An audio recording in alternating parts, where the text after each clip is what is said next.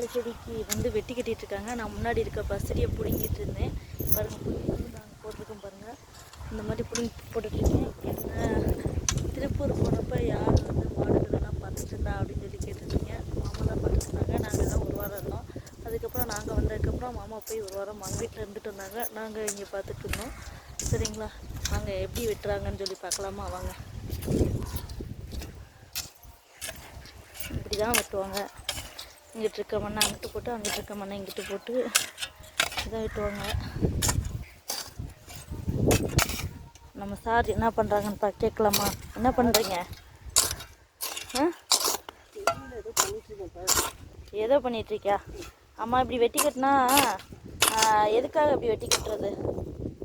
நீ வெட்டி கட்டிட்டு இருக்கேல்ல, இப்போ எதுக்காக வெட்டி கட்டிகிட்டு இருக்க?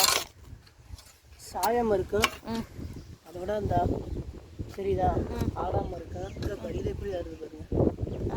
ஆடுதா? தெரியுதா? கிடுக்கு கிடுக்குன்னு ஆடுது. ஆடுதா? இது அது கொஞ்சம் ஸ்ட்ராங்காக இருக்குது.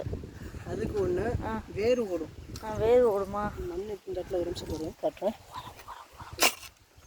காலை வெட்டி போடாத, அப்புறம் நீ தான் கஞ்சி ஊற்றணும். தெரியுதா?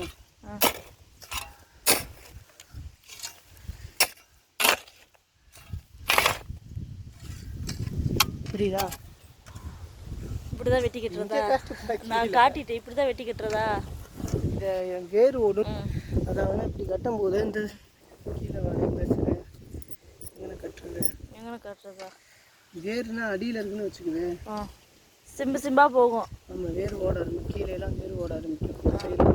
கீழேலாம் வேறு ஓட ஆரம்பிக்கும்.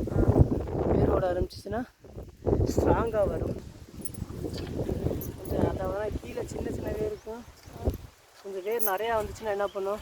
ஸ்ட்ராங்காக இருக்கும். மண்ணை போய் மண் நல்லா